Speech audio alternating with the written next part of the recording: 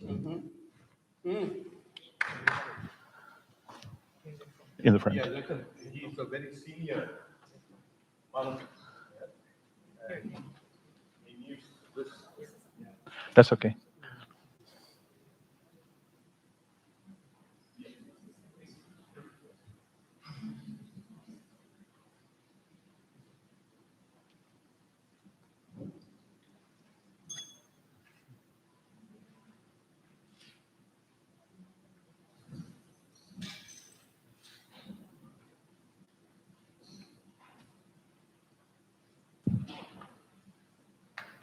Thank you, and please have your seat. We'll get started.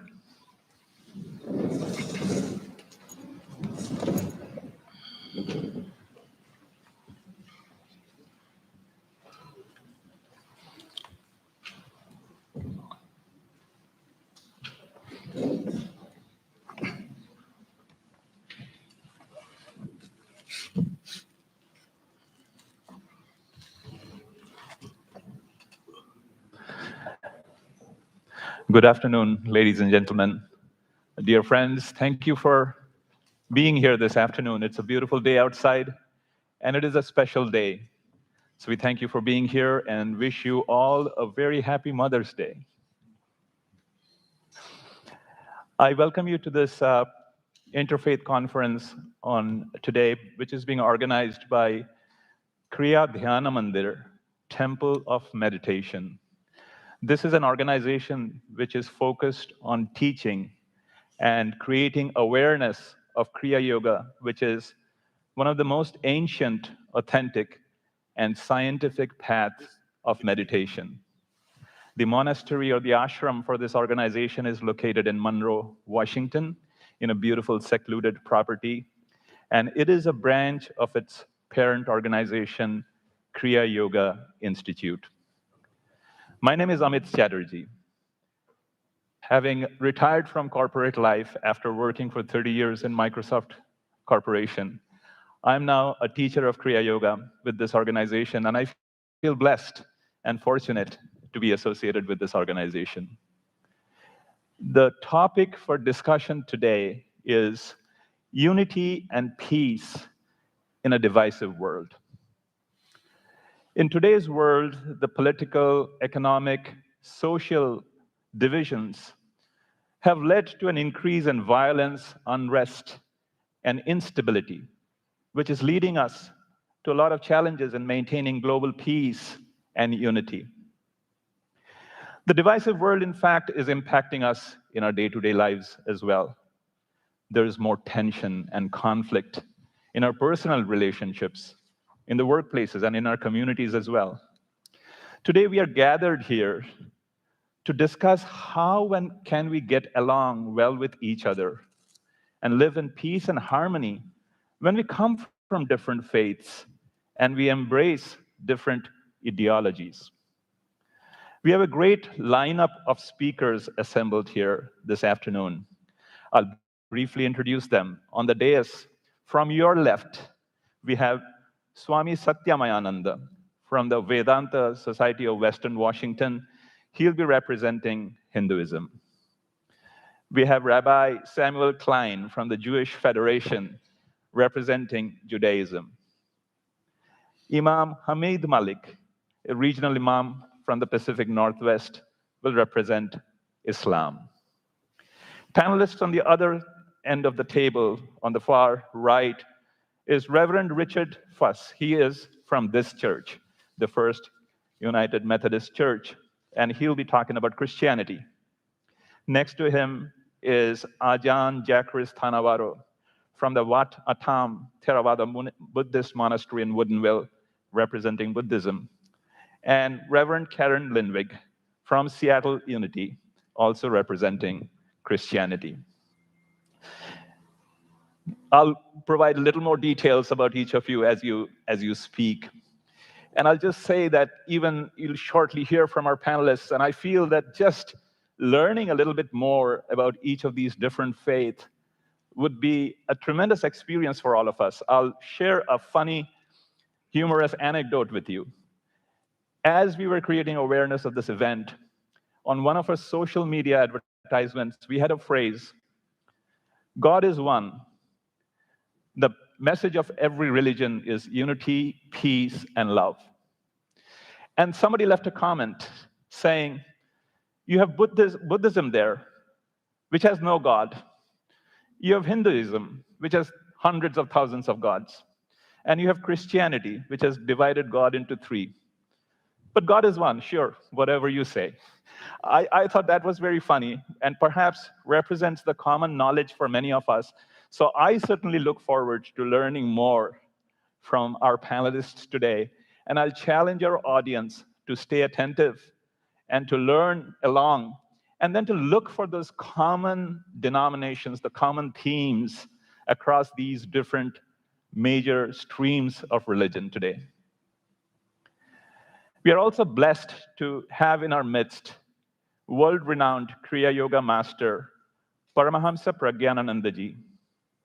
He is known as in this organization as Guruji, and he represents an unbroken lineage of Kriya Yoga masters, which include Mahavatar Babaji Maharaj, Sri Shamacharan Lahiri Mahasaya, Swami Shri Yukteswarji, Sri Bhupendranath Sanyal Mahasaya, Paramahamsa Yogananda Ji, Swami Sri Satyananda Ji, his own Gurudev, Paramahamsa Hariharananda Ji. So we are really blessed to have him in our midst, and I'll request our senior monk, Swami Atma Vidyananda Ji, to request Guruji to light the lamp and get us started.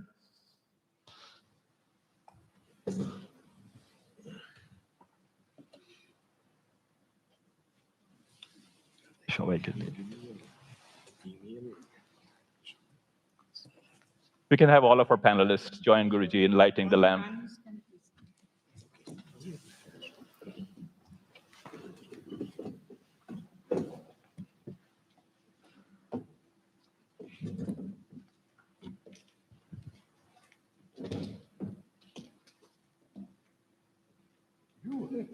Not me.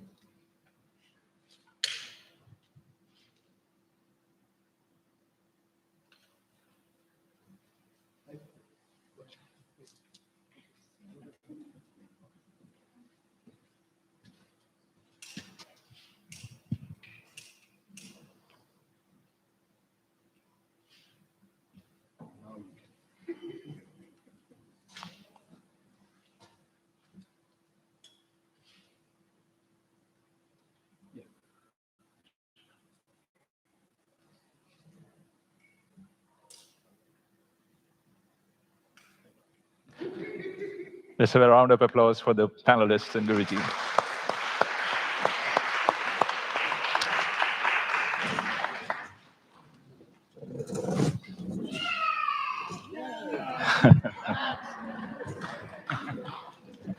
That sums it up. Now it is time to hear from our panelists, and they will share their insight and experiences, and hopefully that helps us bridge the gap between our values and beliefs and the challenges that we have in reacting to the situations that we face in our lives. Our first speaker is Swami Satyamayananda. Swami Satyamayananda is the present minister in charge of the Vedanta Society of Western Washington. He joined the Ramakrishna Order in 1989 and was ordained a monk in 1998. Swamiji started as an acharya or teacher at the Order's training center for brahmacharis at their headquarters at Belur Math in India. After that, he was at the Advaita Ashram in Mayavati till 2014, then the head of Ramakrishna Mission, Kanpur in India till 2018, and then the assistant minister at the Vedanta Society of Southern California at Hollywood till 2023. Swamiji has also been the editor of the Order's monthly magazine, Prabuddha Bharat. Swamiji, your turn to speak. Thank you. Okay. You can, I think the microphones are on. You can. Om Sangachatvam Samvadatvam Samvomanansi Janatam Deva Bhaganyata Purve Sanjananam Upasate Samana Mantra Samiti Samani Samanam Manah Sahachitame Ekam Samano Aku Uti Samana Hridayani Vaha Samanamastu Vo Mano Yata Susahasati Om Shanti Shanti Shanti.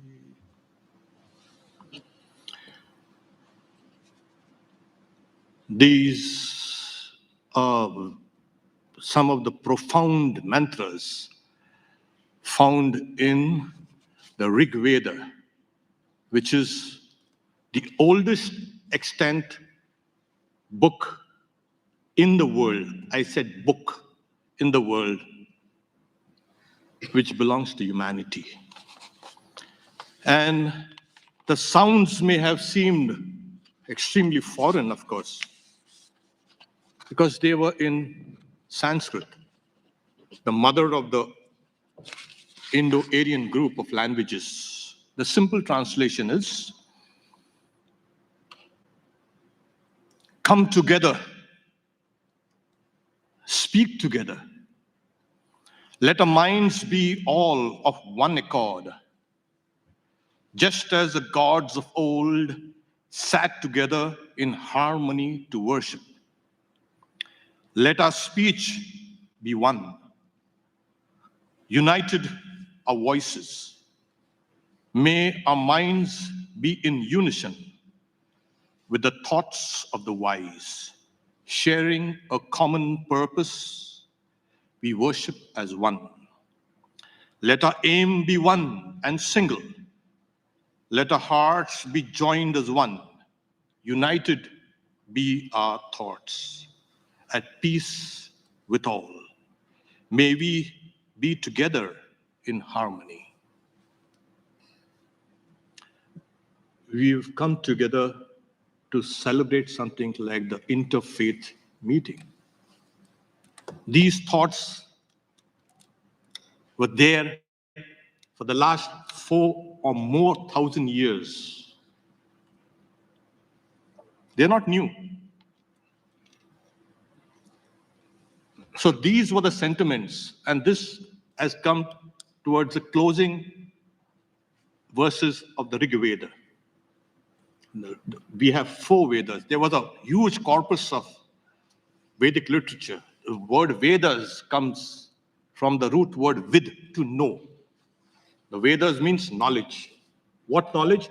Super sensuous knowledge, which is intuited by a long line of sages, both men and women.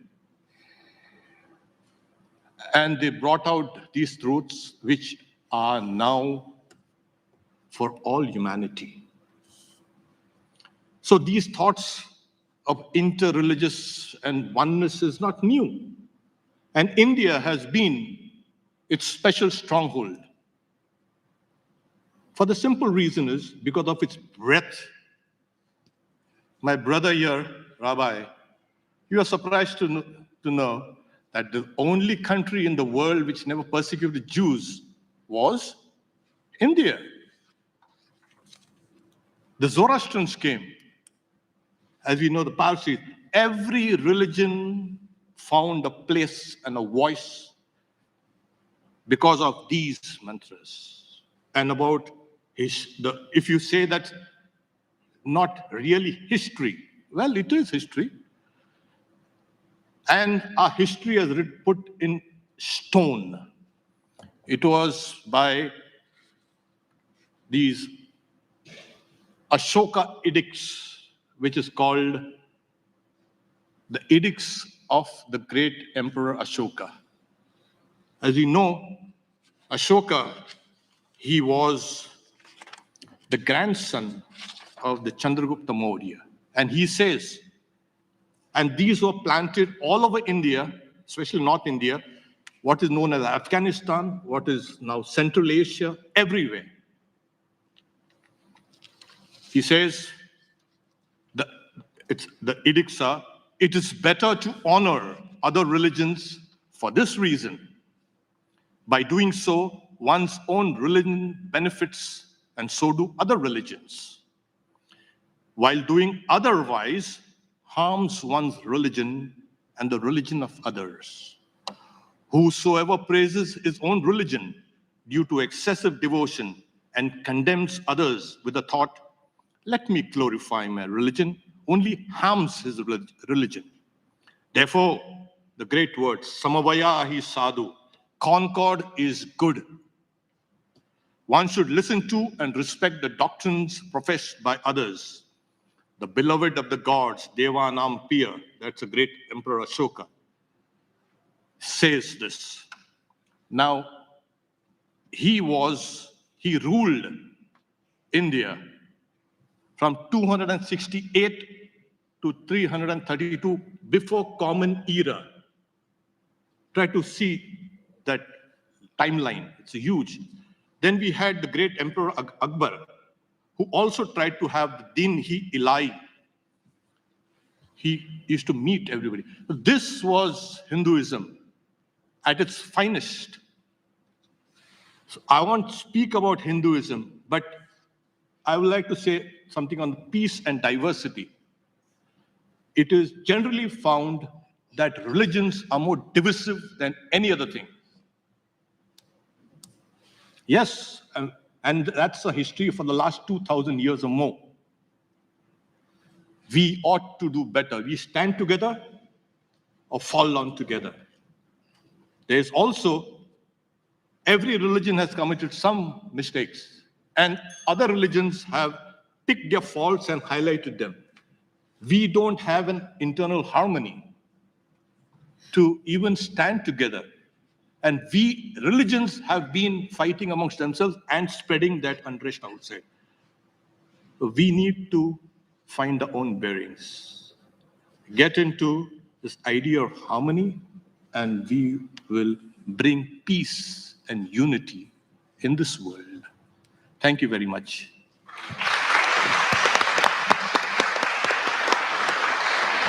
Thank you, Swamiji. Come together, speak together, let the mind be in unison, let the speech be one. Thank you for that inspiration. Our next speaker is Rabbi Samuel Klein. Rabbi Samuel Klein is Director of Jewish Engagement for the Jewish Federation of Greater Seattle.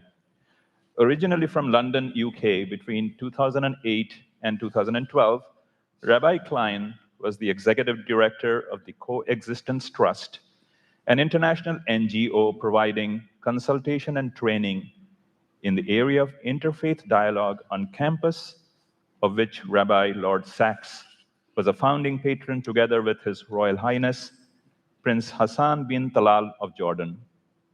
Rabbi Klein holds master's degrees in theology from Cambridge University and history of art from the University College London, and has taught Jewish thought and philosophy in a variety of community settings, including synagogues, Jewish community centers, and federations nationally. Rabbi Klein, welcome. Thank you. Shalom, friends. Good afternoon. It's a great pleasure to be here. My wife and I sat down on the other night to watch a Netflix series called Jewish Matchmaking. And we were prepared to be cringing together on the sofa. It's one of these new series. There was another series called Indian Matchmaking, and the Netflix producers thought it would be a great idea to try it on with Jewish life. And we were kind of holding hands, ready to cringe. And something quite surprising happened, actually. We didn't cringe all that much, because the matchmaker, whose name is Aliza Ben Shalom, I don't think she ever thought she'd be mentioned at an Interfaith conference, but there she is.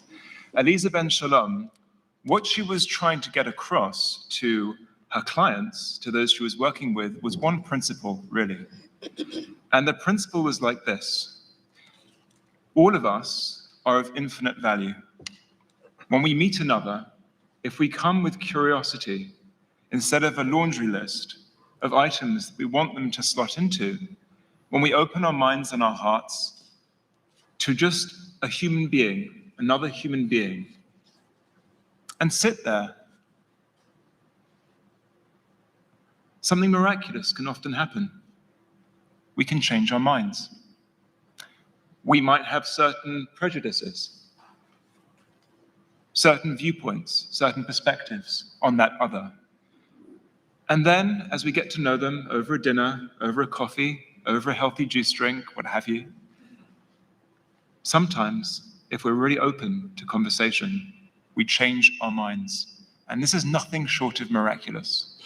Because what it means for Eliza is that people who've been searching for a partner in life for many years, some who come with stories that are challenging and difficult and broken often, find healing in putting aside all those expectations and opening themselves up with curiosity. This is the verse in Genesis where the source of all life is poured into the nostrils of the first human, and it is that that animates speech. Breath and speech are one. Breath and speech.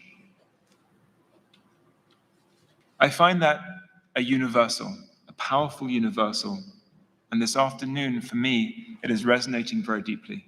This idea that breath and speech could be one. What does it mean to speak and to be listened to? What does it mean to offer words into a space and for those words to be heard, reflected upon? Essentially, in Judaism, if I could try and sum Judaism up in 4 minutes, which is really hard, but I'll try. I think that Judaism is an interpretive tradition based on this idea of people trying to work each other out. The Genesis stories are important for Jewish life, no matter what denomination we are, because the stories come before law, L-A-W. The stories predate law, and the stories are human stories of humans falling and failing to get on with each other, to play in the sandpit. All of them, these stories of our ancestors, they inform the law. And those stories are like a thread wending its way through a tapestry. Have you ever looked behind the tapestry? At the front, it's a veneer, it's perfect.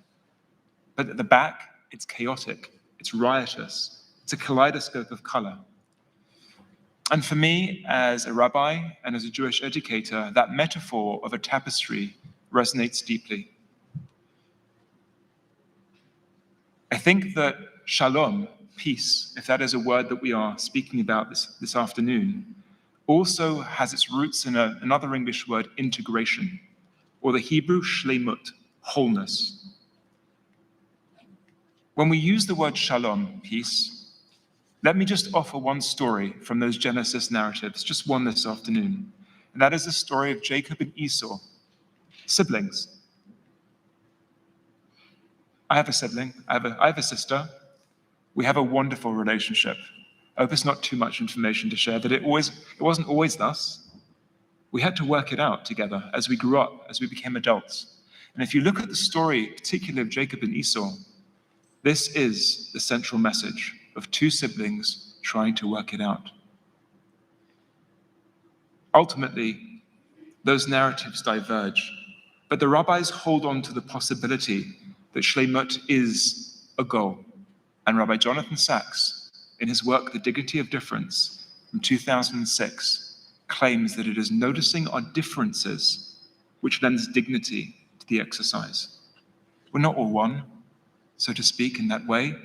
The oneness, as was mentioned earlier, sometimes bifurcates, the threads dissipate through the tapestry, but ultimately it is the finding one of the threads and its intersection with others and noticing deeply that qualifies for shlemut. Rabbi Sachs, of blessed memory, called this the dignity of difference, that in the differences that we have, sometimes that lends dignity. So to close, Eliza, if you're listening to us somehow this afternoon, the work is holy work. of bringing people together around differences. The key is to listen deeply. Listen first to understand, and then to be understood. For me, that is shlemut, and that is unity and peace.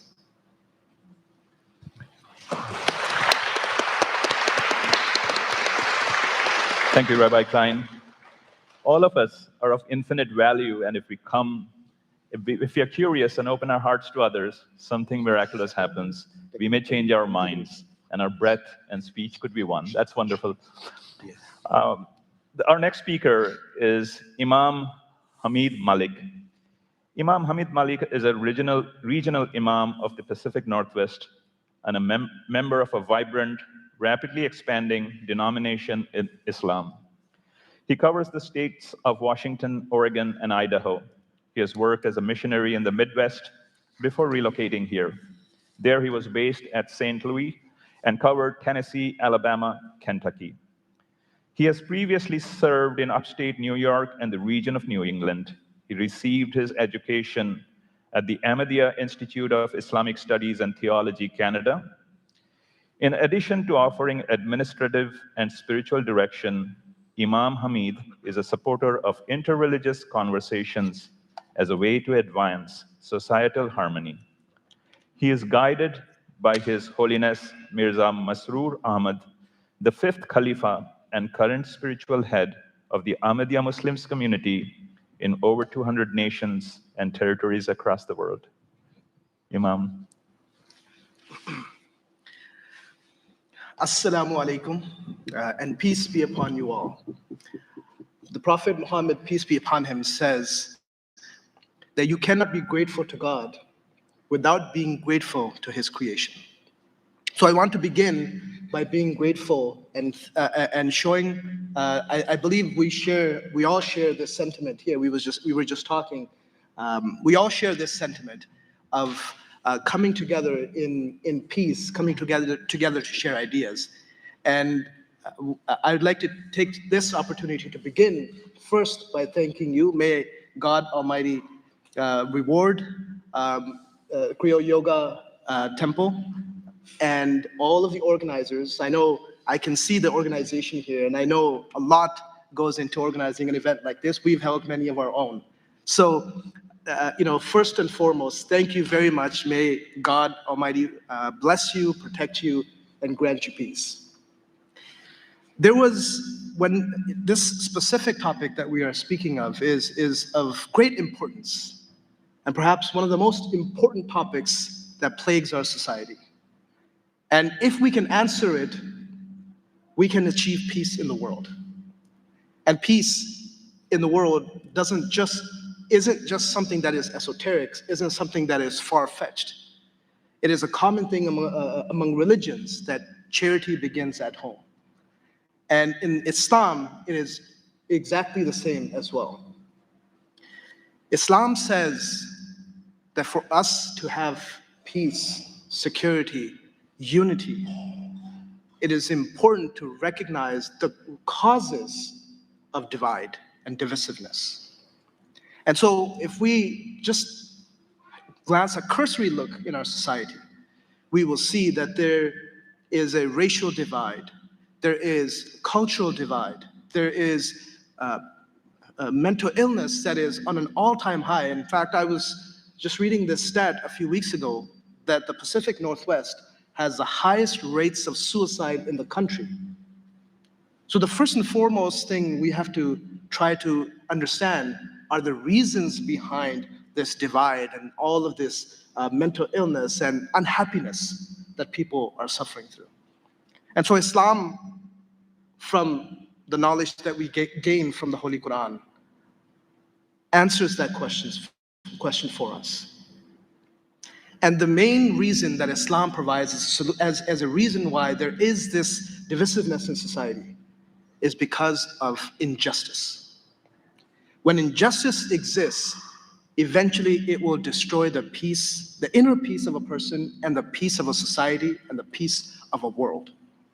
And so as a result, there is a verse in the Holy Quran that says that established justice even if it means speaking up against yourself, those who you love, and yourself. So absolute justice is required. There was, by the way, the Ahmadiyya Muslim community also started from India as well. In Qadian, India is where the Ahmadiyya Muslim community began in 1889 by His Holiness, the founder of the Ahmadiyya Muslim community, His Holiness Mirza Ghulam Ahmad.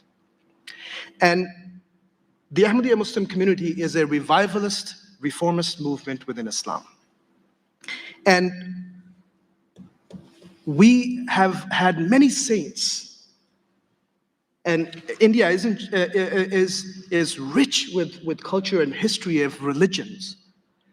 But there have been many Muslim saints in India as well. There's a saint, and the story is attributed to him, Khwaja Moinuddin Chishti. And he saw the condition of the world in his time, also divisive, also in a state of disarray. So he goes to God, and he prays, and he goes into seclusion and prays fervently that God solve the problems of this world and unite the world, bring peace to the world. And I'm paraphrasing, of course, but he hears nothing. He goes back to his daily life. A few years have passed. Now he is a mature man. He goes back to God and he says, "Oh God, I haven't seen any change. So just help me change the situation of my family." And he prays this fervently, but he again sees no result. So he goes back to his daily life, and then he goes back one more time, and now he is in the later part of his life. And he asks, "Oh God, help me change myself." And he gets a response at this third time. And the response is, "That should have been your first request." And so in Islam, from the Holy Quran, a heavy emphasis is laid on bringing about inner peace, self-peace, and bringing about justice in society that leads to as justice spreads, peace will ultimately be inevitable. And so we see from the examples that have been set in Islam, and of course there are those that seek to use religion, as with anything else, for their vested interests. And so I know I have a minute left before the ring goes and the hook comes out. But I will leave it at this, that you will find here today a common theme. And I believe that is the beauty of religion. That religion, no matter which religion you practice and follow, wants to bring about inner peace and outwardly peace. And for that, I cannot be more grateful to God. As a Muslim, we have to believe, we have to acknowledge every single prophet that was sent in the world. And as a result, I believe all these religions, the prophets and the teachings they got are received from God Almighty are true. And this is where we will end, and hopefully you will get some interesting questions. Thank you very much.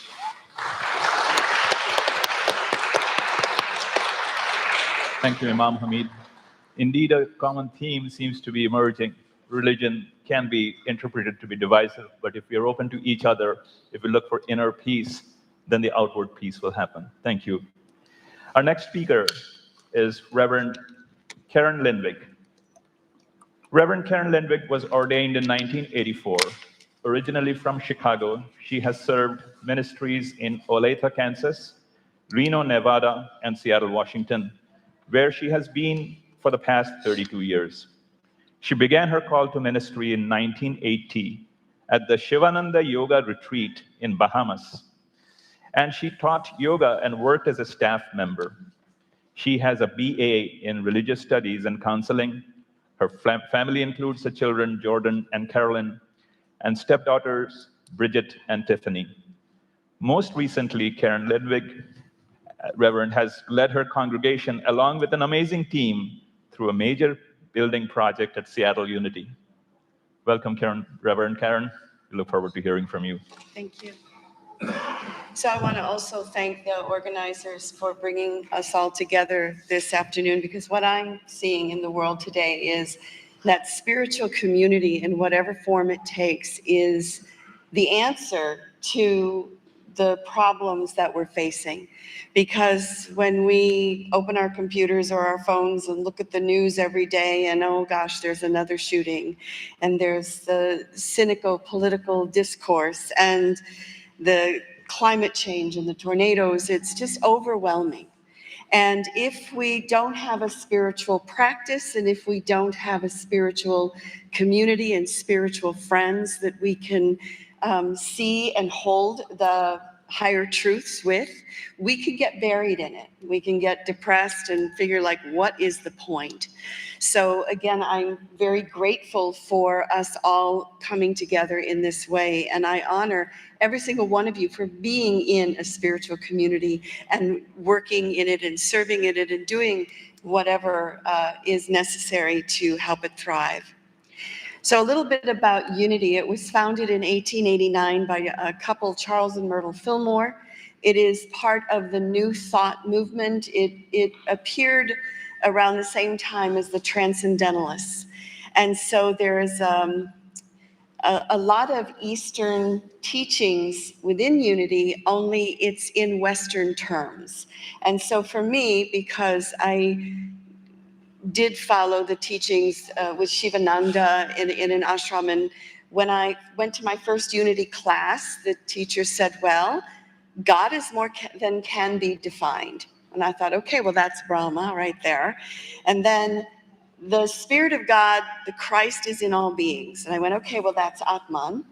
And our thoughts create our reality, and prayer and meditation is vital. And so for me, in that moment, because I was raised United Church of Christ, the East and the West came together for me very well. And it has been my path for the last 40 years. When Unity began, it was referred to as practical Christianity. It has since branched out, and we believe that there is truth in every single religion. And you know, one of the common denominators of all religions is the golden rule: do unto others as you would have it be done unto you. That crosses all denominations, it crosses all religions, and it is a universal truth. You know, when we're asked, how do we get along? I think, as it was said earlier, we're curious with each other. We learn from one another. So one of the ways that I like to perceive religion is as either a bunch of doorways or maybe windows. And each religion, you open the door, you open the window, and you see God, and you see the universe, and you see the world this way. Or you could look through this door and you see it this way. And the truth is, every single one is beautiful and holds the truth and holds love. And in Unity, we like to embrace all of them, you know, and keeping our own teachings. So by practicing meditation, by practicing kindness and compassion, and asking the question, as when Unity was first formed as practical Christianity, which is, what would Jesus do and how did he approach this situation? An example that we were talking about recently is the feeding of the 5,000, that it was so much, and looking at what did Jesus do in that moment. And the first thing he did, because it was an angry crowd, it wasn't an angry crowd, it was a hungry crowd. And they could have, you know, they were out in the middle of nowhere, and the disciples are saying, you need to go and send them away so they can get some food. And Jesus says, no, what do we have? We have, you know, 5 loaves and 2 fish. And he said, call the crowd together and have them sit down. And then he looked at what they had and blessed it, and there was enough for everyone. Now, whether Jesus manifested it out of thin air or whether people were hiding it under their cloaks and said, you know what, I do have an extra piece of bread I can hand out. The point is that we look at these steps. So the crowds can represent our thoughts. And when you're feeling nervous and freaked out, whether it's about the world and politics or your money or whatever it may be, sit down. Jesus said, sit down and look at what you do have and give thanks for that, knowing that what it is we focus on then increases. So one of my favorite scriptures is when asked, what is the greatest commandment? Jesus said to love the Lord your God with all your heart, with all your mind, and with all your strength. And the second commandment is like it. Love your neighbor as yourself. So as we learn about each other's traditions, as we learn about each other's spiritual practices, it can only enrich us. And as I said in the beginning, spiritual community, for me, is the answer to the problems that we're facing in the world today. Thank you.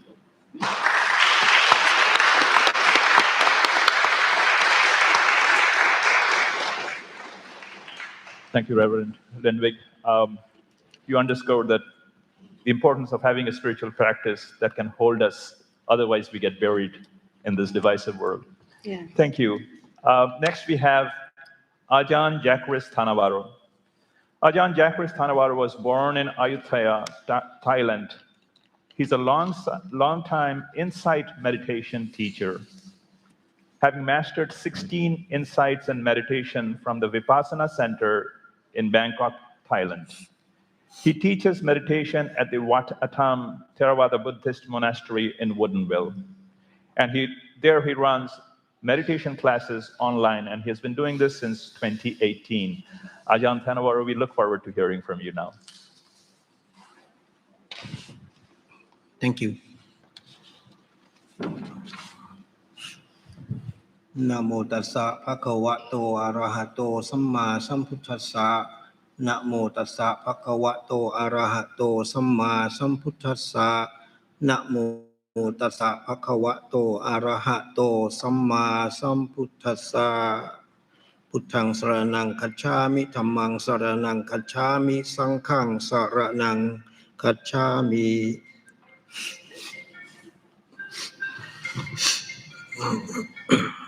Good afternoon. Thank you for having me, for having Theravada Buddhism in this Interfaith Unity Spring. I've been seeing everybody was lighting up the candles. That's the thing, that's the point. When there was only one candle, the brightness is very less. When the second candle has been lighted up by me, then it's more shining. It's more brighter and brighter until we end up how many there?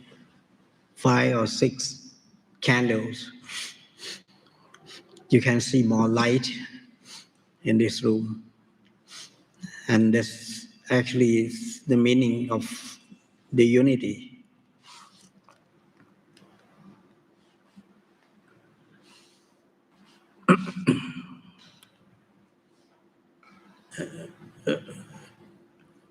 In my tradition, the Buddhism, especially in the Theravada school or the Buddhism where I am, where I belong to, there are many suttas that the Buddha really praised or appreciate the unity, especially the town that the Buddha lived, almost the last town in his lifetime before he parinibbana, or the passing away at the age of 80. That town is called Vaisali. The Buddha was really focusing on the unity. It seemed to me that he knows what's going on now. The Buddhism appreciates and really cherishes the differences. We really value the unity of the difference. Lord Buddha compared as the different kinds of the flowers in a jar or in a garland. Sharing loving kindness, sharing happiness, the keys to the peaceful society, nation, the world, regardless of whatever faith is. Humans should receive happiness equally. And this is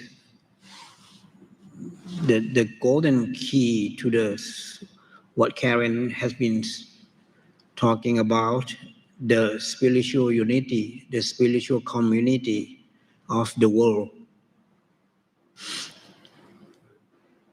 Sometimes I was thinking about how to be happy or how to be peace.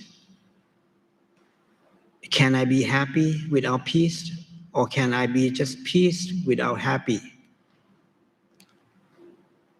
I think it has to be peaceful happiness that has to go along together. Because when we have a happiness as our goal, human being just do anything in order to gain the happiness, careless about the peace. But once you have peace, I think there is a true happiness inside the peace. And that's how we can sharing the happiness through the peace. I know through the friction of the mainstream, we strive much more. We must share our faith, or even the practice to exchange the faith. That's what we are coming together this afternoon. Because the faith has the most power, especially on the spiritual path, beside energy, awareness, stability, and wisdom. The interfaith unity has the superpower to drive the world to the destination of peace.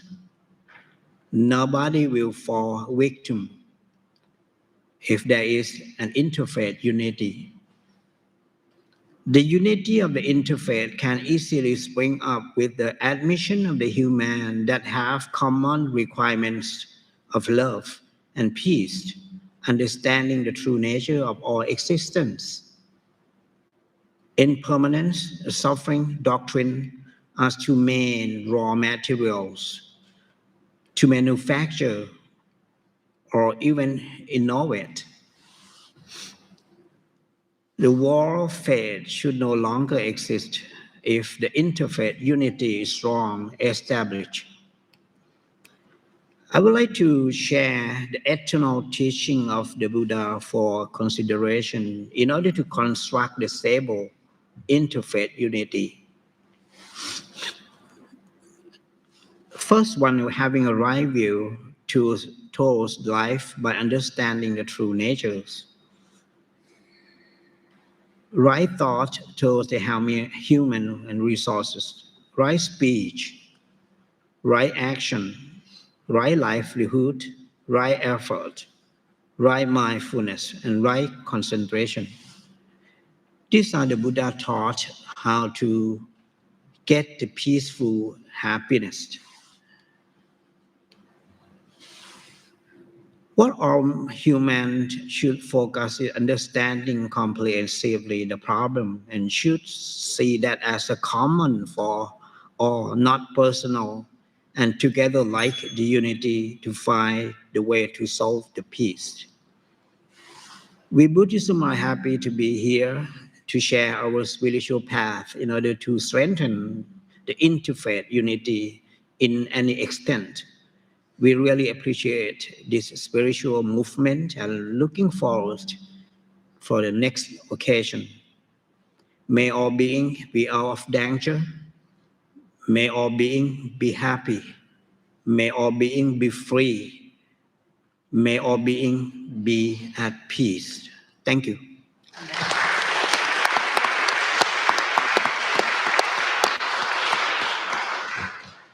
Thank you, Ajahn Thanavaru. Thank you for reminding us that this problem of divisiveness is age-old. Even Lord Buddha was teaching us how to find unity amongst ourselves.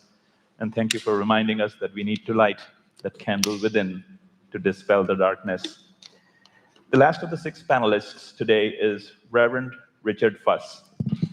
Reverend Richard Fuss joined Bellevue First United Methodist Church in the summer of 2022 after serving congregations in Georgia, Idaho, Oregon, and Washington. Richard has a Master of Divinity for Candler School of Theology at Emory University in Atlanta, Georgia, and has a degree in anthropology. A former collegiate soccer player, Richard likes to coach youth soccer and will happily accept any invitation to watch a game at any time. He has a fondness for coffee mugs, minor league baseball hats, and always roots for the underdog. He was a zookeeper before becoming a pastor and loves all things furred, feathered, and scaled.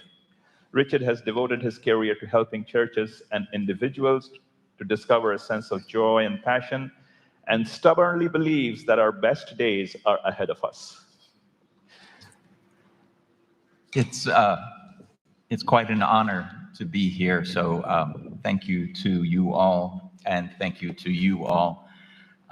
The Apostle Paul was writing to the church in Corinth that was very divided, and he said, "What then, siblings, when you come together, each one has a hymn or a lesson, a tongue or an interpretation. Let all things be done for building up." And I believe that's what we're doing here. It's a building up of something good. I am originally not from Washington or the Pacific Northwest. I'm originally from Georgia, and it is not known for its tolerance. It's not known as a place that celebrates diversity. It is a place where there tends to be one religion that's dominant. And the folks of that religion want everyone to be a part of that religion, thinking that if folks can be bullied into being the same, thinking the same, believing the same, that will lead to some sort of unity. And I've come to realize that the opposite is true, that peace and unity can only come, I believe, from recognizing and affirming and celebrating diversity. That sameness is impossible.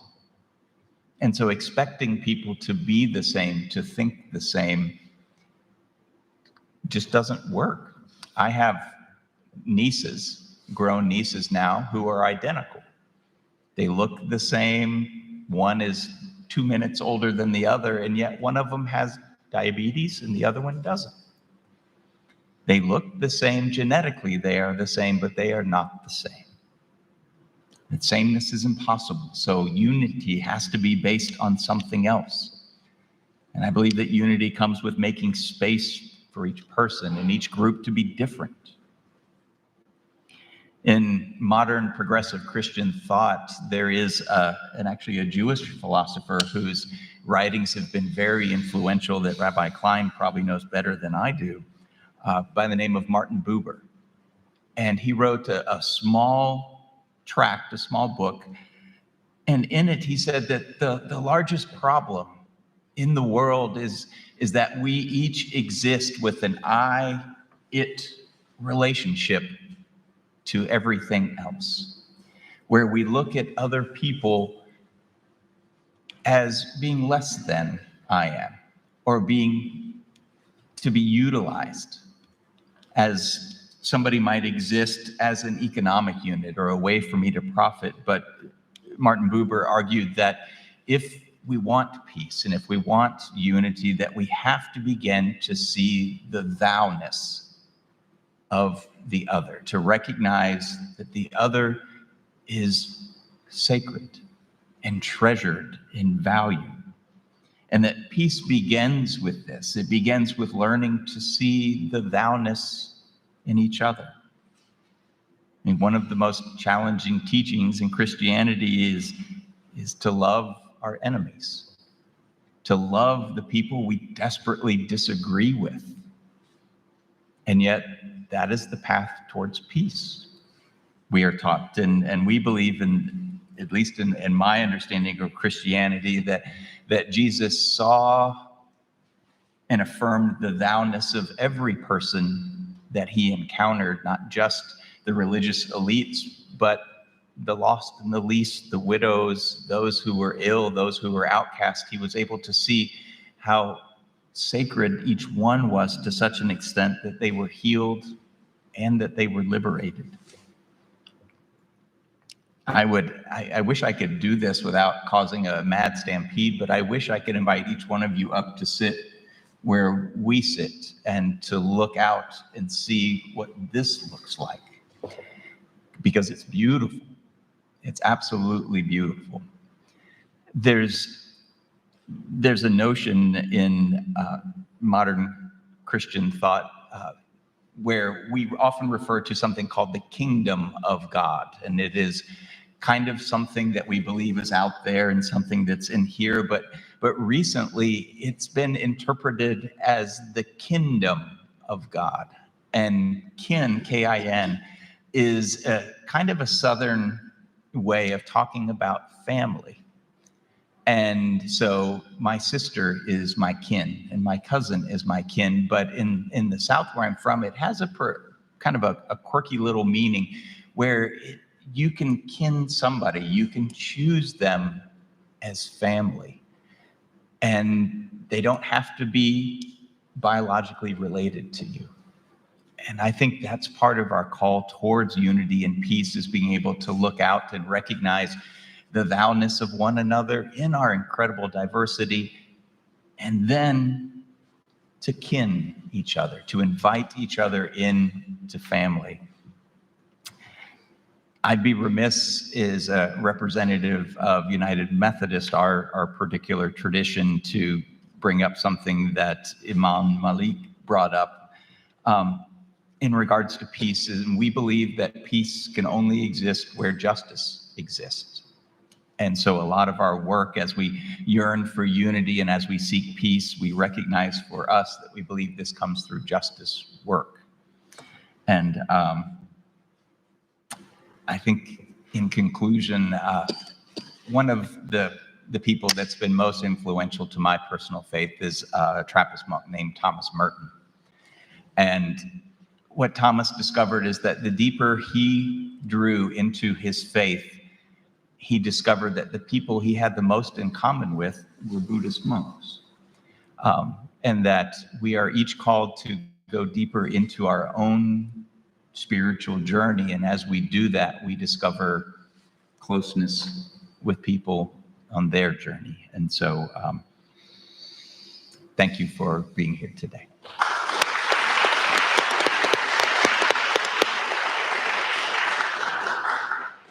Thank you, Reverend Fuss. Thank you for reminding us that each one of us bring a lesson, and to have unity and peace, it can only happen if we come together, recognize that, and build up from there. So we have now heard from all of our panelists, and it is heartening to see that in spite of the different ways of looking at the reality and creation, there's some commonality here. All of our panelists have talked about looking within to find peace there, and to focus on right action, right speech, and the right way, just way to live in this world. We will now hear from revered Guruji, and he will do the keynote address today. I'll let you know that after Guruji speaks, we'll have a question-answer session. So as you listen to him and as you reflect on what has been discussed, it'd be good if you can formulate your questions so that you're ready with those questions after that. I'll tell you a little bit more about Guruji before he speaks. Just a little bit. Peace. All right. Paramahamsa Pragyanananda was born in a village in Orissa, India, in a pious and spiritual atmosphere, and he began searching for his spiritual mentor since early childhood. In 1980, while still a student in the college, he met his Gurudev, Paramahamsa Hariharananda, who initiated him into Kriya Yoga. He has kept up a rigorous spiritual practice under the tutelage of his beloved Gurudev, while working as a professor of economics at Ravenshaw College. In 1995, he was initiated as a sannyasi by his Gurudev and was bestowed the name Swami Pragyanananda Giri. And then he was directed by his Gurudev to travel to Europe, the USA, and other countries to propagate Kriya Yoga through public lectures, seminars, retreats, and meditation. On August 10, 1998, Gurudev Paramahamsa Hariharananda bestowed upon Swami Pragyanananda Giri the title of Paramahamsa, the highest title bestowed on monks and saints who attain the pinnacle of God realization. Guruji has been traveling ceaselessly around the world bringing this message. Now I request Guruji to address us.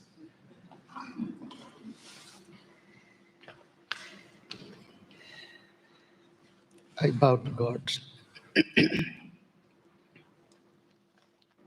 I bow to all the divine incarnations.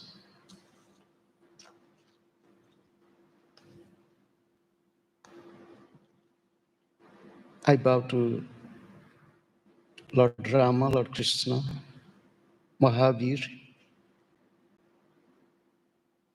Buddha,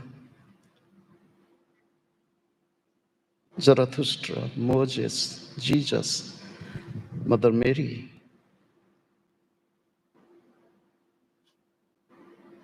Prophet Muhammad, Guru Nanak. I bow to all the masters of all times and all places. I bow to my beloved Gurudev.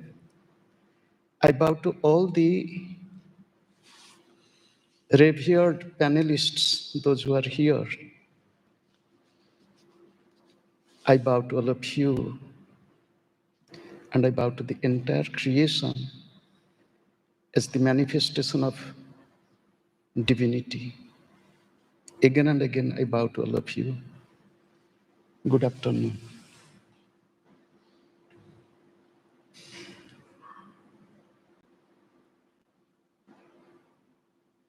It is very good not to speak.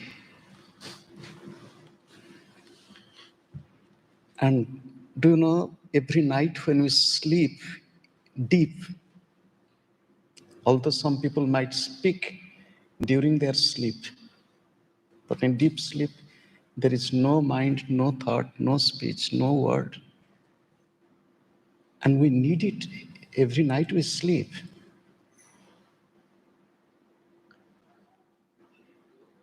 Maunas chaivasmi guhyanam. To be silent is the highest principle. As Swamiji was telling, to be silent, to stop talking is very easy, but to not to think, because mind chatters. So most of the time, since more than 3 years, not talking, except like now, we all are talking. How many of us we are really practicing? This earth is one. Creation is one. There is complete unity and harmony in this creation, in nature. Just think, at the source, the river is pure and clear. And when the river is flowing down, especially through so-called human civilizations, gets polluted. Creation is pure, beautiful, peaceful, harmonious, and there is unity. we the human beings, deviating from truth, forgetting the cardinal principle of our existence, our life, we create all type of discord, differences, and so on. It is really painful. Many times, mind, I'm talking of me, inwardly revolts. Why to speak? Why all this? How long? Why? Just to think, all the incarnations, those who came, from time immemorial till the modern times, did not all speak, as we heard from each one, peace, love, unity, justice, harmony. And then what happens? Where are we? We, the human beings, do not learn from history. That is why history repeats. Otherwise, history one chapter end. We are not learning, or we are very slow in learning. Fortunate I am to be born in India. Somebody asked me, if there is birth and rebirth, if you are to be born again, where do you want to be born? I said, again in India. So why? It was the question asked in West. I said, because I was born in India, I was able to accept all. I love Krishna, I love Buddha, I'm talking of myself. I have been to Israel several times. I have been to many holy places. I have been to the Middle East. I have been to Turkey. I have meditated in Thailand. I have meditated in Japan. I have meditated in Sri Lanka. I have meditated in Bhutan, in Buddhist monastery. I have stayed there. Everywhere, one thing, but still then, there is no problem in diversities. There is no problem in multiplicity. There is no problem in many colors of the flowers. There is no problem in many varieties of fruits, taste, sizes, color, everything. There is nothing, no problem.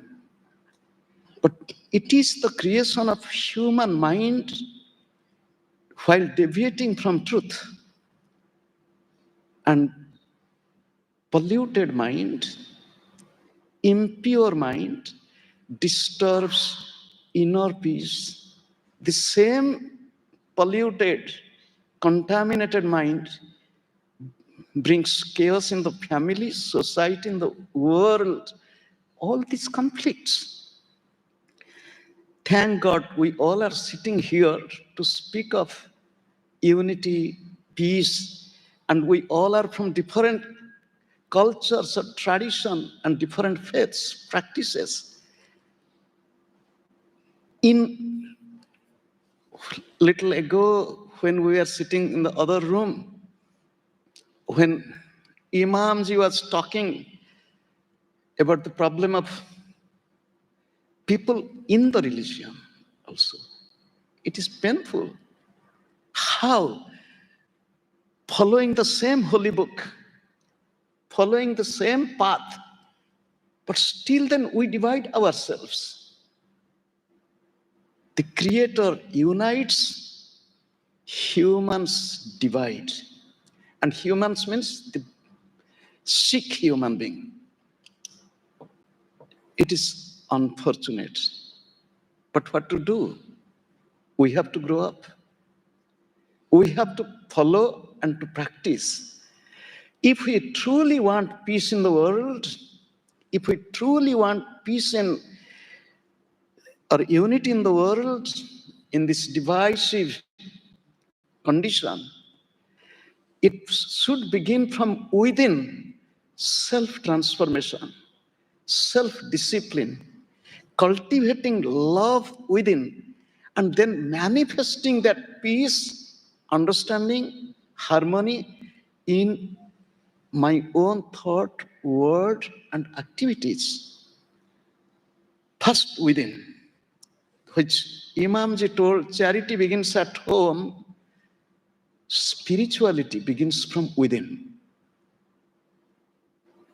And we should look within to transform myself.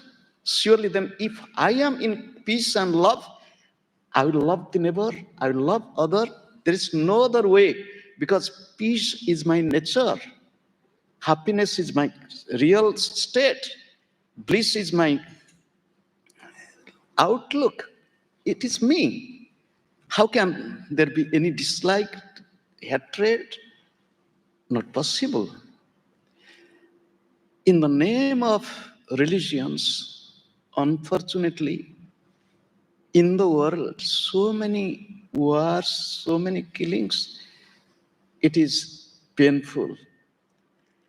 But what to do? We cannot change others, but I can change myself. When I can change myself, I can bring some change in my family. If I can bring change in my family, we can bring some change in the neighborhood. If we few like-minded people, just like we are sitting here, even if it is a small group, but this thought, this contemplation, this type of understanding has its own effect in the cosmic state, and that is needed, and we should follow and practice it. So I follow the path. Do you know, when I was hearing Karen Ma means mother. Today's Mother's Day. She started her spiritual journey from Christianity, then Shivananda school, then when I was a little boy, school boy, do you know, my ideal was Swami Vivekananda. I loved him. I love him. And he's one of my inspiration in the journey of my life. On the path of my journey, although born in India in Hindu family or Sanatana Dharma, I loved the teachings of Thakur Sri Ramakrishna. I loved the teachings of Swami Nigamananda. I loved the teachings of Swami Shivananda. I loved the teaching of Paramahansa Swarupananda from Bengal. And ultimately, I came to the teaching of my master. I'm grateful to him who really molded my life ultimately. And bringing this understanding, he inspired me to read the Bible, to read the Torah, to read the Quran, to read the Buddhist literature, to read teachings of Guru Nanak. He inspired me. See how everyone is speaking of one.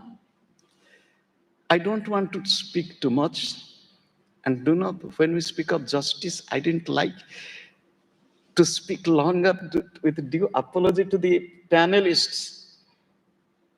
I thought they will be given a little more time, more time, more time. This was my thought, to listen to them. There is a beautiful peace invocation in the Vedic literature. I'm just quoting a little.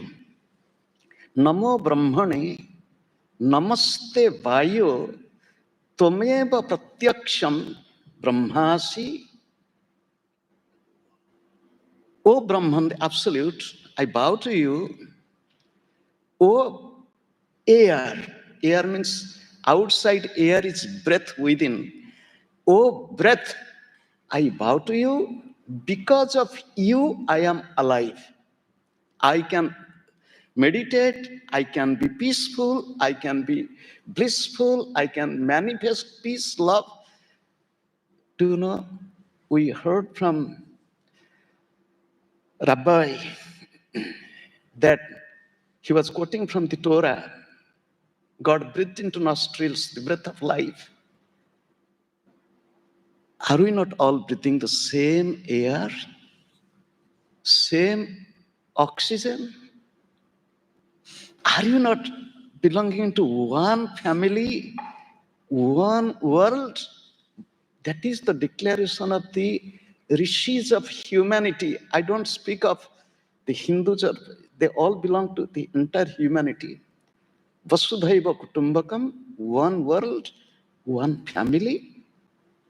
Yes, we practice different faiths. I will meditate or pray facing east. Imams, you will meditate facing west. Doesn't matter. Let him meditate facing east, as we heard from Karen Ma, the windows. From every window, the same light, same beautiful colors of the sky. So, no problem. We have to accept, we have to respect, we have to embrace. You take your food, my Gurudev told, you take your food, I will take my food. I will not comment upon your food. You should not be jealous of my food. We should be happy. Food should give us health. We should live with that attitude. We are in this country, in USA. We heard about how Emperor Ashoka, about 300 centuries BC, he spoke of respecting all faiths, all religions from Swamiji. This country opened the door for East and West publicly in 1893 when Swami Vivekananda came. Although he was not an official delegate, this is a great country, although new. But we belong to one humanity, many cultures. But do you know, my Gurudev said, there is one soul, so there is one culture, it's soul culture. This is the culture of not only the human beings, to accept all living beings because they have soul. Animals have soul, plants have soul. Those who have life, those who are breathing, they have soul. So, however, with these few words, I am humbly bowing to all the panelists, those who have truly spoken from their heart, although the time was very short.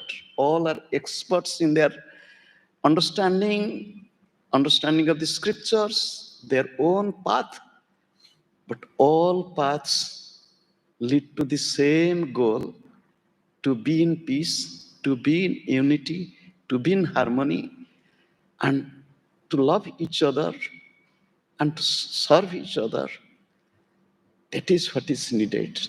Again, I bow to God, I bow to all the divine incarnations. I bow to all the masters of all times and all places. I bow to my beloved Gurudev. I bow to all the masters in the lineage of Kriya Yoga, starting from Babaji Maharaj.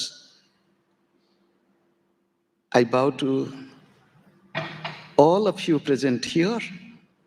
I bow to the entire creation with love, unity, oneness, and in my prayer, Sarve Bhavantu Sukhinaha, Sarve Santu Niramayah, Sarve bhadrani pashyantu ma kaschit dukkha bhag bhavet.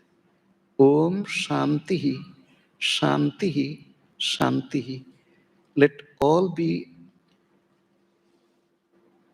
happy and in peace. Let all be healthy and prosperous. Let there be no suffering and misery anywhere among all the living beings. Let we all see noble,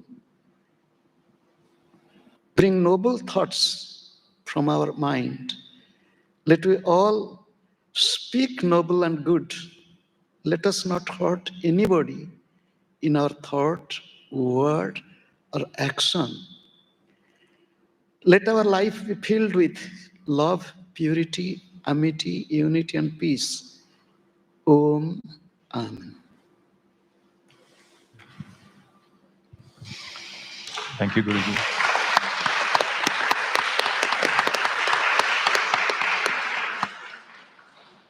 Thank you for those words and perfectly summarizing the discussion that we have had. Earth is one. There is perfect unity and harmony in there. It's our mind which brings in this divisiveness.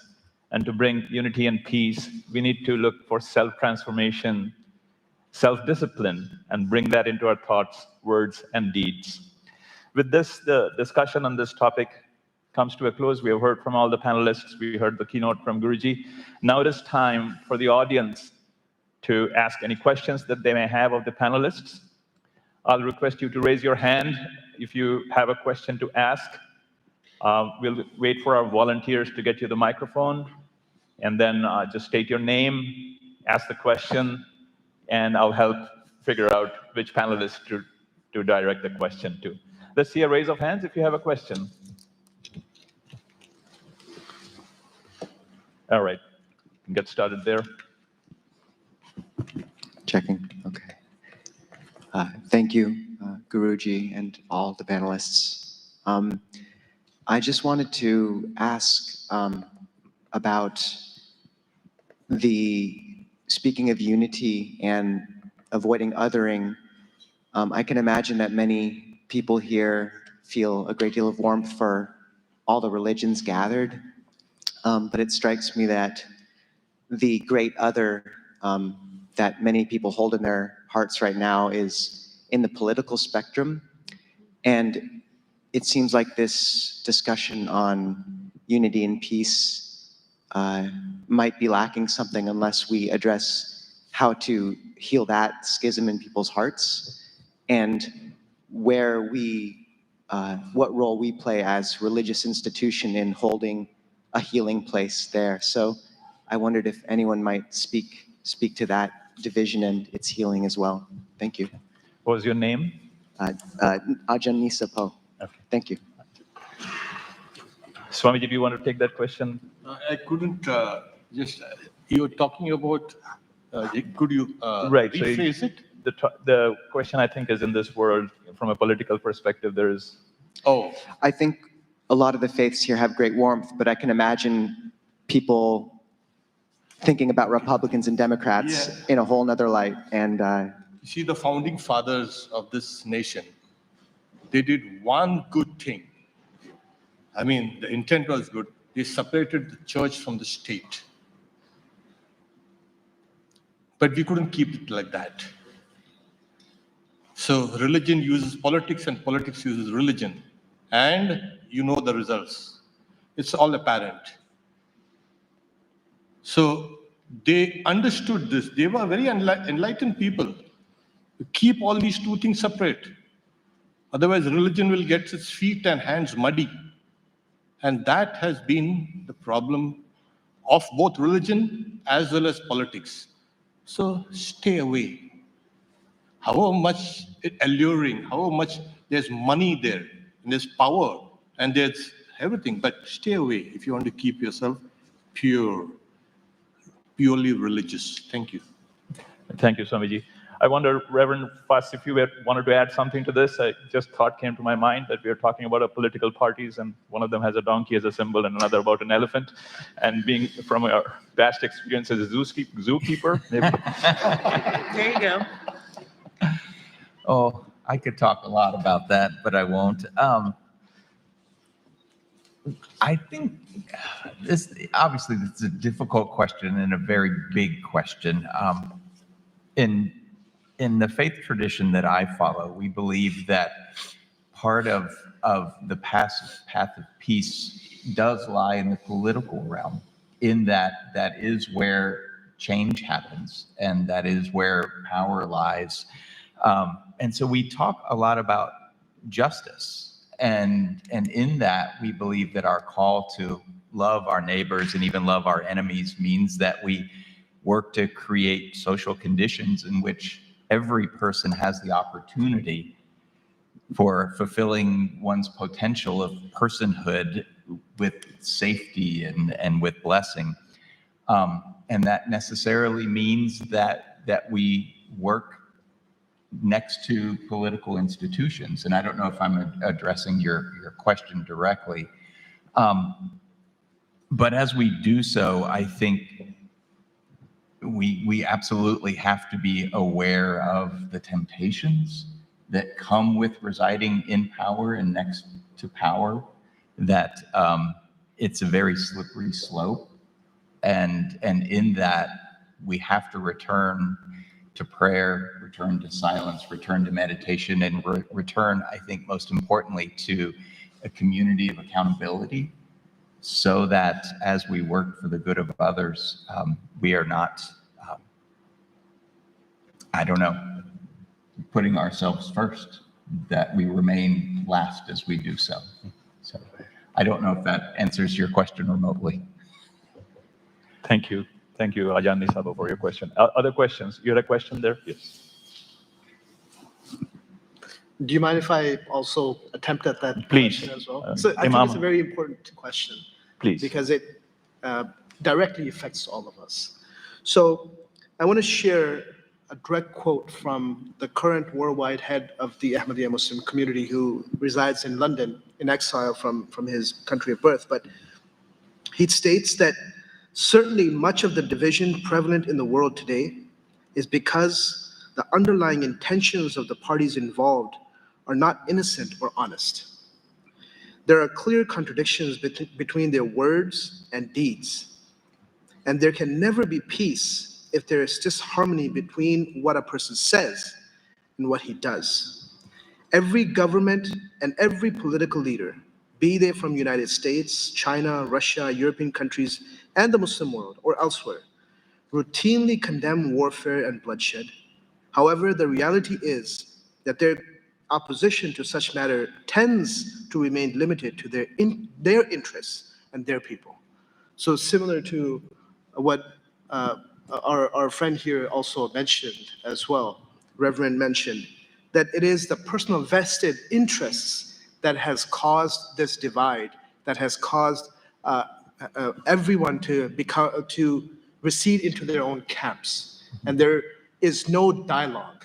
And so Islam highly encourages, and I believe all religions here encourage the aspect of dialogue. Once you have dialogue, you do no longer see the other person as an object, and you see the other person as a human, as having a perspective.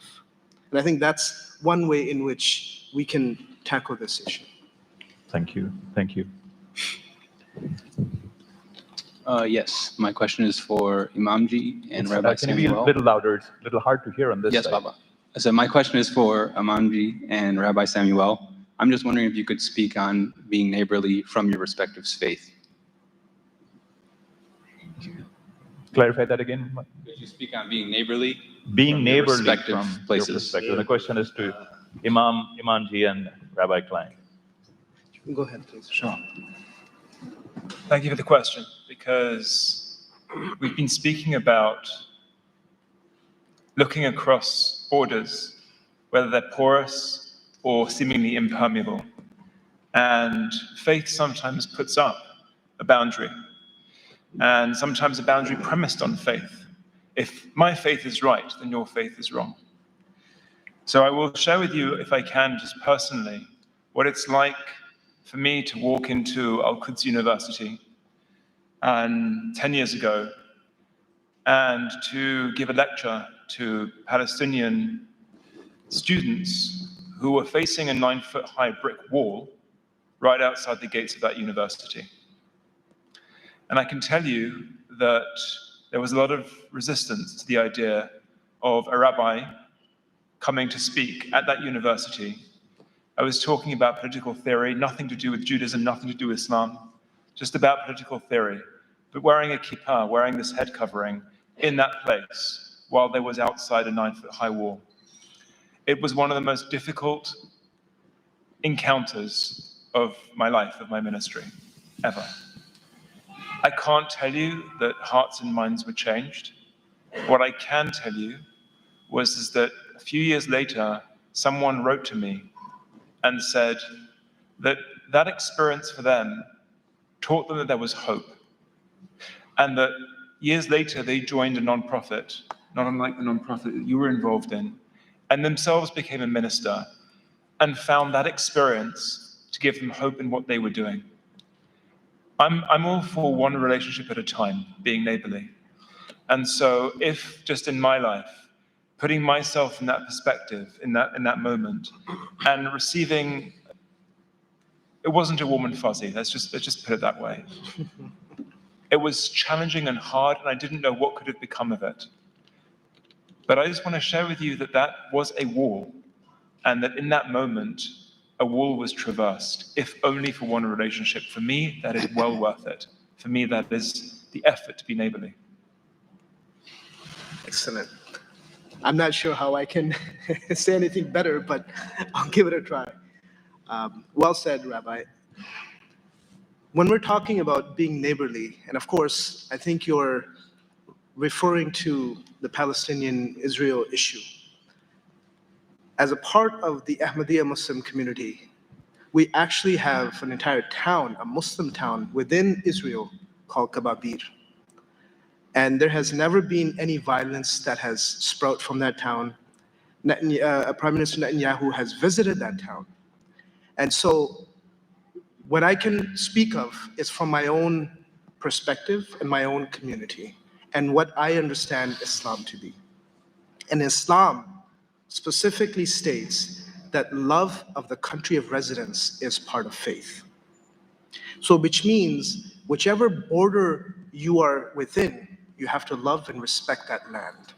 So being neighborly, we are speaking of, I think it is important, what I understand Islam to be, is when we turn back to the original teachings of any essentially religion, but in particular, if we're speaking about Islam, if we revert back to the original teachings of Islam, it is something that we share with other religions as Judaism, as Christianity, of loving your neighbor. In fact, the golden rule was specifically also, not specifically, but also stated by Prophet Muhammad, peace be upon him as well, wherein he said that that treat others the way you want to be treated, or at the very least, don't treat them the way you personally do not want to be treated. So being neighborly and loving your neighbor has a very strong foundation in Islam, and I also believe in Judaism. If I don't mean to speak for Judaism, my apologies. But I think if we can guide those that use religion for their own vested interests to revert back to the original teachings, I believe we can solve many of the world problems. Thank you very much. Any other questions from the left side of the room to the far side on my left? Any questions? Oh, there's a question in the back. Excuse me. Sorry, one more. Yes, Ajahn. I just want to go back to the first question. It may not be directly addressing to the question or answer, but in our Buddhism have a really very solid idea of the politics. Silence and the politics is something will not go along because you have to go out and vote, right? That's not silence. So we Buddhism really do not involve in the politics because we know that the politics is never be neutral. We cannot walk on the path of what is called Majjhima Patipata in the area of politics. Right now, today, is the end of election in Thailand. And it's never been neutral forever. And it will never be. Because I remember when I was in Thailand teaching meditation along with my mom, there's a lot of politicians come to the meditation based on my mom and asking the idea of politics. My mom never gave an idea.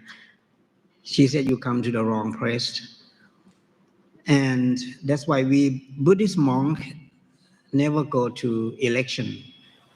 And we believe that there's no way that the politics can be neutral.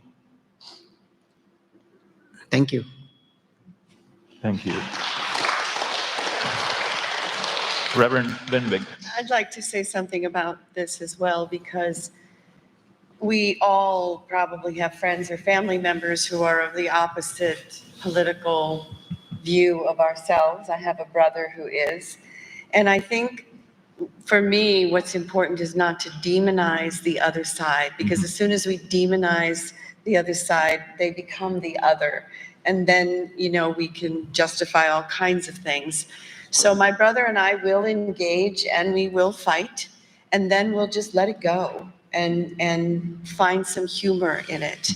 I would love to say I can change his mind about things, but I know that I can't. But I can still love and accept him. And I think, as Rabbi said earlier, is being curious, like why? What is it that you believe, or what is it that you see that I'm not seeing? So to have a conversation and to engage. Thank you. Thank you. All right, we'll come to you in a moment. There was one question on the back, and we have two over here. This is a question for all the speakers, but there's a concept I found out about recently called holy envy, which is kind of this idea that while you're very satisfied with your own tradition, you see something in another tradition that you greatly admire, and you think, I feel we should do that in my own tradition. I wish we could have some of this in our own spiritual spaces. So this is just a question for each of you. What would you say kind of fills that holy envy for you, something that you see in another tradition and say, this is something I would like to have more of in our spaces? What holy envy? What can you repeat? Envy. Oh, holy envy. Holy envy. Yes. Okay. You want to? There is a very ancient mantra in the Vedas. Ekam sad vipra bahuda vadanti. Truth is one, sages call it by various names. So why should there be envy? Every person has got his own opinion. You think everybody is Christian or there are some who are Muslims or Jews or Hindus. No, everybody has got their own interpretation of their own religion. So each one of us is proceeding towards that truth. So it's an ancient thing, ekam sat. Truth is one, sages call it by various names. So if you can visualize a circle, and we are on the circumference all going towards the center. Each one of us is a point on the circumference. And we are like radii all going towards the center. So why there should be envy? Why even holy envy? Why unholy envy also? We are all traveling our paths towards the center. That is how Hinduism looks at it. Thank you. Would anyone else like to chime in? I'll just very quickly say this. So the Passover principle in Judaism is shout until everyone's listening to you. And what I have, if not envy, just reverence for, particularly in those traditions where stillness is a principle, is that someone might say something, there's a pause, and then the question, is there more? Never going to happen around the Passover table. So, you know, that's something that I think the idea of being in stillness, listening with reverence to another person speaking, I would sometimes wish that my own faith tradition had that as well. Thank you. Yeah. Reverend Whitfuss. As in the Protestant Christian tradition, our history was a history of sadly letting go of practices, the spiritual practices of Christianity, by and large, that happened with the Protestant Reformation. Protestants were very suspicious of silence, very suspicious of things like that, and so we let them go. And so if there's things that I admire, it is faith traditions where the practices are still so central, and I admire that deeply in the faith traditions, Buddhism, Hindu, where practices are something that are central and a deep part of the daily rhythm, because in at least Protestant Christianity, we've lost a little bit of that, I think. So if I can also, so in Islam, everything has a wisdom and purpose behind it. And there's a saying of Prophet Muhammad, peace be upon him, that wisdom is the lost property of a believer. So if there is some wisdom that you see in other traditions, for example, the wisdom in meditation and stillness, I sometimes meditate myself, even though we pray 5 times a day. But if there is something that has wisdom in it, that has some purpose behind it, then Islam says to take it. Embrace it. Thank you. Thank you. Anyone else want to add to that? All right, we had a couple of questions over there and over here. So we have many questions, yes. And next one over here. Yeah. So I believe trauma is a huge issue in the world today, and that to heal that, we need to be in our bodies, and we need to heal like our brains. And spirituality is incredibly helpful. It can help guide us and inspire us, give us hope and community. But oftentimes, you know, you hear about people doing spiritual bypasses. And I mean, Gandhi used spirituality and his beliefs to actually make political change. What are the things that your traditions are doing that help people address the real problems and political crises on that level of practice and being embodied and healing ourselves from trauma and being an active force for change? Does spirituality offer that, or is that just not part of the terrain? Guruji, would you like to take that? How to deal with trauma? Others? I think part of the wisdom in knowing other traditions and other practices is a way to deal with the trauma. For instance, to me, yoga asanas are magical. You know, when I've had issues with my body or my emotions, I know that through the asanas, I have transformed it. It has changed me. So obviously in Unity, we support people in whatever practice. You know, we have many practices to offer, and some people just sort of skip around a little bit on surface on each one. And so it's important to choose one and to just really delve into it. So I think that there's wisdom in all of our traditions that can heal trauma and move through it. And I know for me, that has been a major part of my spiritual practice. Mm-hmm. Yeah, may I add on in what Karen just said? Yeah, I really have strong support for what she say. It's really a cure for our trauma. When you able to separate the body from the mind, through the process of the meditation, please come to our temple. I can give you a really 1 week instruction how to separate the body from the mind or the mind from the body. And that's what I specialize in. 16 insight meditation has been mastered for intensively 5 years from my mom and from India. So it's no time to talk much about what I specialize, but I would like to underline the mindfulness. That's only the key.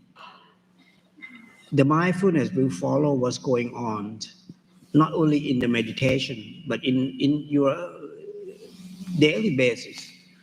When you can follow, you is one point that you can gain what she say, insight, the wisdom. Insight in the Buddhism means a comprehensive knowledge that you can follow from moment to moment, and that was called sati, or the mindfulness, being silent and just let the mind follows what's going on, and you will see that those things are not yours. The body is not yours. When you can separate the mind from the bodies, the pain or the traumas just go away with the body. So the body still pain, but you're not suffer. You are the one who's seeing the body pain. You are not pain because you already separated.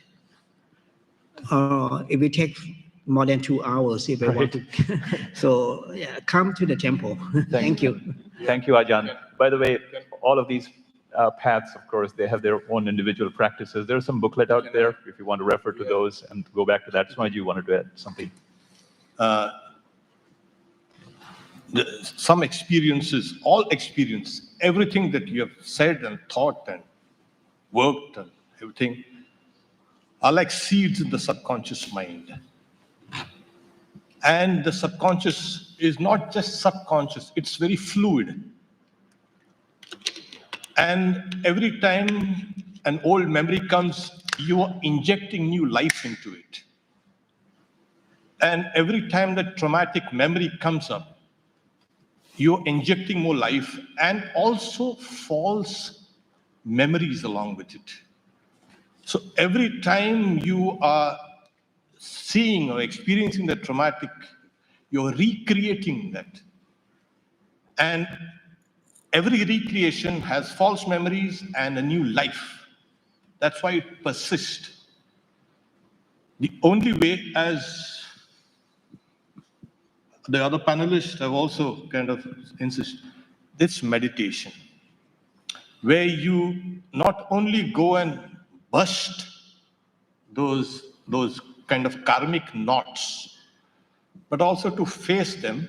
It's called in the Yoga Sutra that Pratipaksha Bhavanam. To also bring an opposite thought. When a traumatic thought is coming and surfacing, you bring an opposite thought, which will counter it. You will need to have a set of counter thoughts and then use meditation to dilute it. All right. Thank you. Thank you very much. There are going to be many questions, but we'll take this last one. We'll finish in time, so please go ahead. My name is S. Sanyal, and I'm from Bombay, India. So I have a question for Imam Malik Sahab. You spoke about Moinuddin Chishti of Dargah Ajmer Sharif. I would like to add one point, and there lies my question to you, is apart from Dargah Ajmer Sharif, which is acceptable to people of all faiths. In fact, I'm a Hindu. I find great peace and reverence for Moinuddin Chishti. There is another saint, Muslim saint, Hazrat Khwaja Nizamuddin. And we also have the mausoleum of Haji Ali, Bombay, which is again acceptable to all faiths. And as a Hindu, I feel great reverence for these saints. So my question to you is, why? I mean, it's something which I cannot explain to myself, but then I feel the reverence. So what is the difference between these Muslim saints and other strands of Islam? These Muslim saints, they are acceptable to all faiths. Whereas I don't think the other saints are so as acceptable to Hindus and Sikhs, whereas these saints, they are acceptable to all faiths. In fact, your point about interfaith harmony, I think these saints, I mean, they're the ones who display it beautifully. So my question to you is, what is different about them and the other saints or great people and All right, Imam. Thank you. So I'll try to keep it short, but that Thank is you. that is an interesting question, no doubt. From my understanding of the history of Islam, there is, and I'll try to keep it very brief, there is a title that is given to certain saints known as Mujaddid, someone who revives the faith. And this was based on a prophecy of the Holy Prophet Muhammad, peace be upon him, that there will be some saints that will revive the deen, revive the faith. And so part of the reason why these saints are so revered universally is because of their own action and sacrifices. And so if we look at their lives, for example, initially, in their own time, they were rejected. They were persecuted, sometimes even killed. And so I think we can take this analogy and apply it to any saint. What is essentially their teaching and how positively or how strongly can they connect an individual to God? And I think this is, from my understanding, what the difference is. Thank you very much. I know there are some other questions as well, but I'd respect the time for all. We need to finish at 6:30. I hope just those few questions have resonated with many, and you will contemplate on the answers. And I really appreciate our panelists for joining this afternoon and having this wonderful discussion. And to finish up the program, just as a token of appreciation, I'd request Guruji to felicitate our panelists one by one, maybe Swamiji, Guruji. Yeah. What do I do? Guruji will just felicitate with, and there's a small token of appreciation, and we'll have Guruji hand that over to you. Swami Satyamayananda ji from Vedanta Society of Western Washington.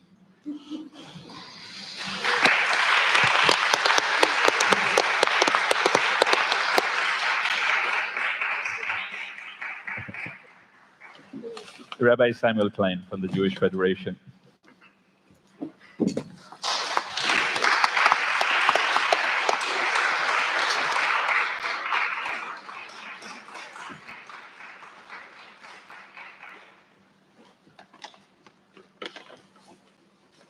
Imam Hamid Malik, Imam of the Pacific Northwest.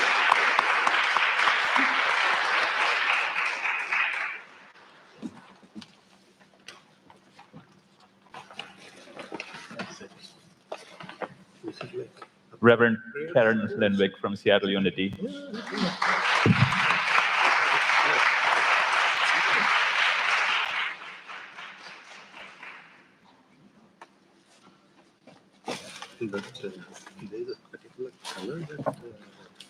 Ajahn Jacques Thanawar from the Theravada Buddhist Monastery.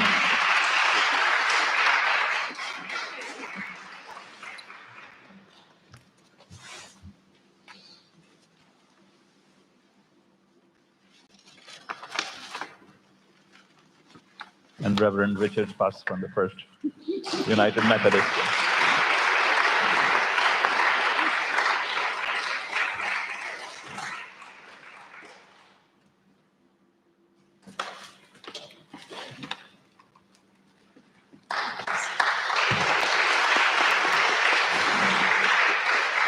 Once again, thank you to Guruji and all the panelists for being here, and thank you all for participating. I hope you will take away a few thoughts that you will contemplate on yourself to see how you make this discussion something meaningful in your life. Happy Mother's Day again, and that brings this program to an end. There's some food at the back. There's a lot of food at the back.